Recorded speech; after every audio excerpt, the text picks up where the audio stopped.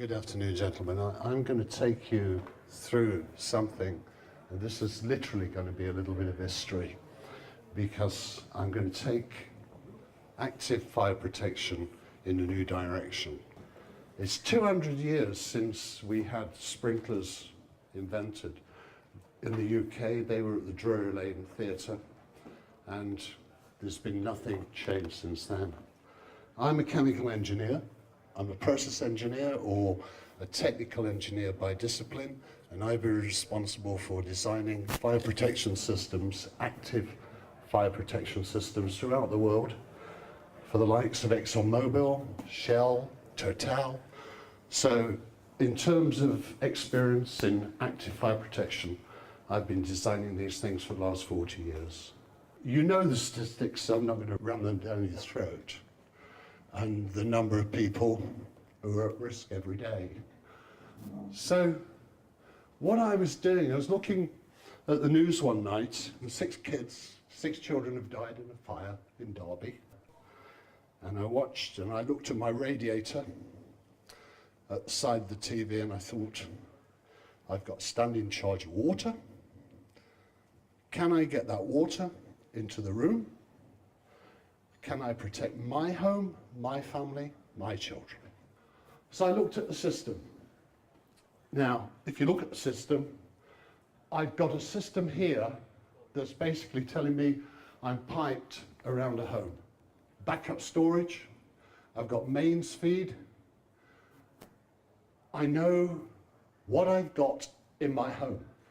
Or if I haven't got a central heating system, I've got water supply coming off the roof, or I've got it coming into the home. I've got radiators. So I thought, would I have enough water? Now, you don't need a lot of water to put out a fire. You need sufficient water for it to vaporize. Now, what we need to do is get that liquid vaporized in that area. So, how do we get the water into the room? I thought, right, if I can come off the radiators, I know I've got a standing charge, most of the fires down in the lower level. And if they do activate in the lower level, I've got all this above. I've got 12 litres here, 12 there, 12 here. I've got this in the piping system. We don't need that much water. In fact, we've got about 4 times as much in one radiator as we would need to put out a fire in a room. We could have put a sprinkler on, sprinkler head. Okay, it's unsightly, gets knocked about, don't need that. So could I go with plastic? And that's basically what I've put on some of the guys we've got now. But how do I activate with plastic? Will it activate on confirmed fire? And then I realized plastic's better. So we got the pressure inside the system. Most systems, even if it's a pump around or a closed system or an open system, is giving us 1-2 bars. Mine at home runs around 2 bar. So basically, when we get to this phase, it softens. The pressure is forcing at the surface. And then it will fail along the line of least resistance. It's got to break. So if I think about a bursting disc, and a bursting disc is very thin. It's only about 2 or 3 mil at the most, or in English like 2 or 3 thou. So could I use plastic? Could I integrate a bursting disc shape into the side of a plastic device on my radiator? Would I be able to thin the wall sufficiently and design it? So it's not simple. When you look at the design, on the structural design, to get these facets and these walls, we had to make sure we got perfect balance for stress, that we could get the shape correct, we could fit to all the radiators within Europe. So let's have a look at fire. This is an actual fire test that was done in the States back in '98. And if you look at the time from the fire starting, and this was accelerant, so they threw petrol in to start the fire. The fire goes up pretty quick. We're looking here within 50 seconds, and if you follow this line, is at the height of the radiator. So the phase change on the plastic, and don't forget these things are not sat completely full of water. They vapor over roughly halfway across them as they're sat on the radiator. So the heat transfer is going to be pretty quick. When I say pretty quick, what we have here is activation. It's got to melt because at 230 it's hit its melt temperature. So it's going to open anyway, whether we like it or not. So the water is going to come out that radiator into that room within less than 100 seconds. And the height, the fire temperature, 700, you're going to hit that within 130 seconds. Now, I don't want it to melt, because if it melts, it's no use to me. The water will just come straight out the radiator, not where I want it. I want it on the fire. So, when the liquid leaves the head, we have a dual Thompson effect. You've got 700 or whatever temperature it is due to the fire. And as the liquid comes through, it sets an invisible barrier. This invisible barrier is a cooling, and it goes back onto the head and cools it. And as the liquid passes through the head, it also cools it because it's natural heat exchange. We tried it in Antwerp, in the garden. We filmed it, and this is the first one. And as you can see, if you look at the surface, it did form the nozzle. So we got the water going directly at the heat source. We didn't have to go into turn it or position it. It does it automatically. So what does the liquid do when it goes in a room? It obeys the gas laws. Basically, it vaporizes. This vapor is formed pretty fast. And it goes up, as you can see here, these are quoted figures, so I don't want to bore you with all that. It goes up to about 4,000 times its volume. It's just like you leave the kettle on in the kitchen. You look on the walls and your windows, fogged up. The water's going into the room. What it's doing is it takes all available space. Doesn't matter where you are. So, as we can see, it's going to deprive the flame front of its fuel as it expands. Oh.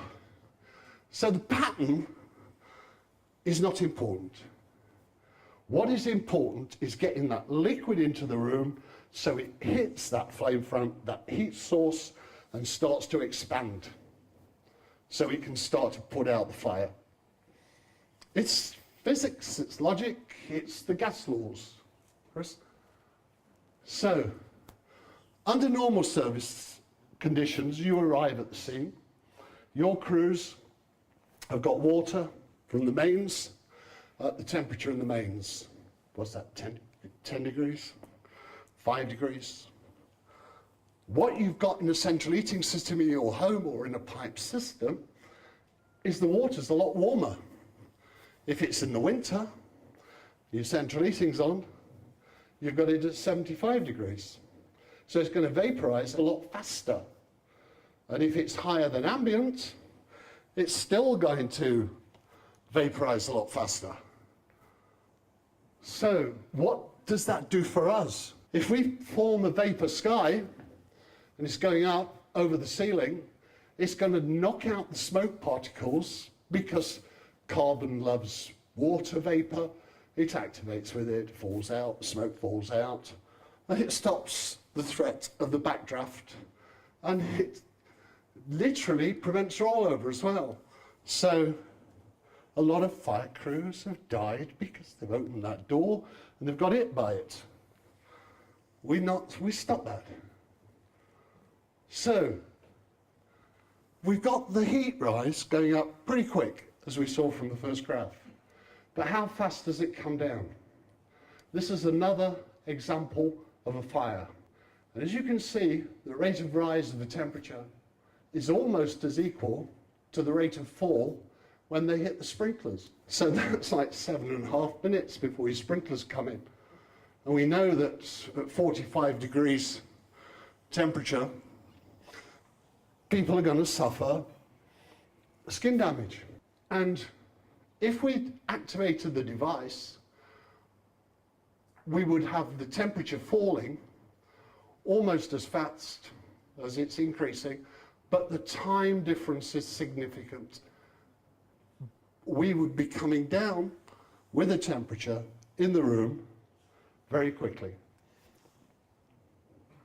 So even on your response time, getting out of, you've rang the bell, tenders are on the way, the fire will be on its way out.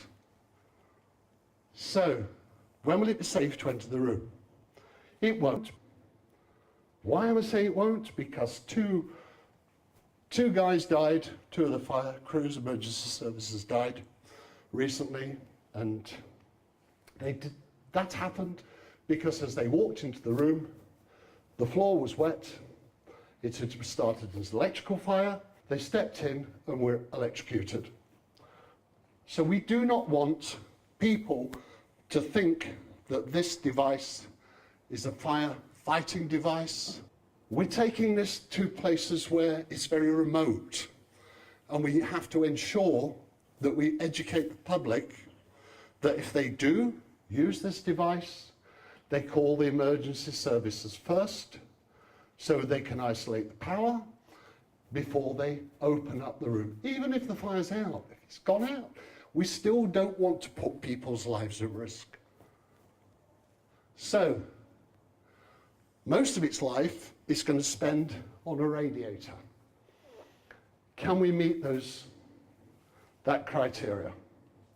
Now the devices I've dropped on the desks, we tested them with C-True, so they're certified to ANSI, ASME, CE, Lloyd's, DMV, on and on and on.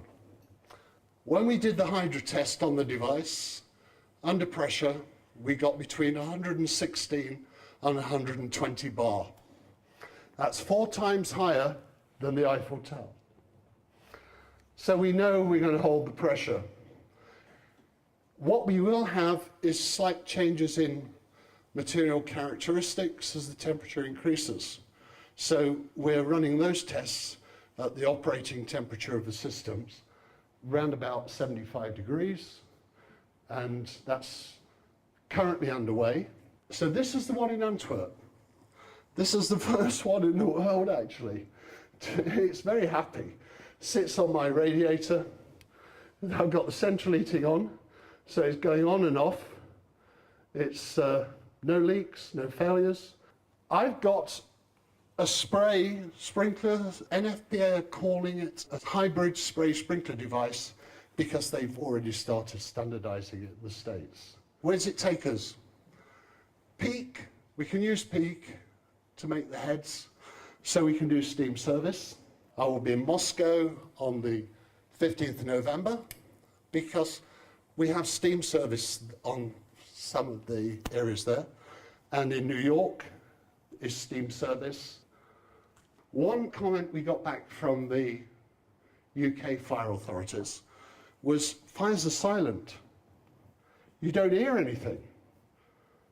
And it's true, but if we put harmonic chamber here, we know the water vapor at the top of the radiator will transmit sound much louder than air.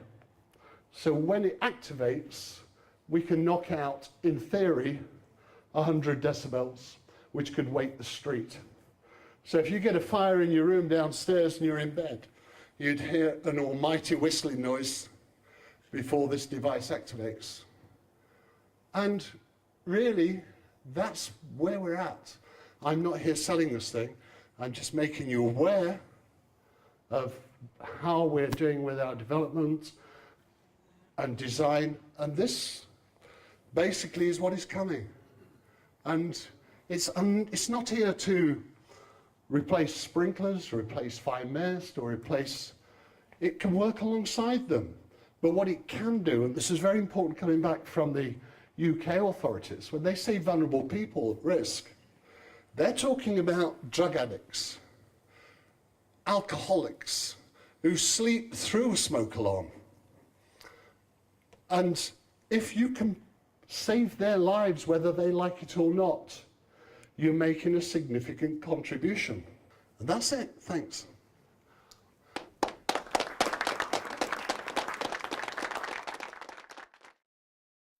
Be sure to like and subscribe to this video to receive further updates about the product. Or check out our channel's other animated presentations using the Blueproof concept. You can also find us on Facebook by searching Blueproof and on Twitter at BlueproofFire. Even better, you can be part of the Blueproof story and help us save lives all over the world. How? By contributing to our Indiegogo campaign. Thanks for watching.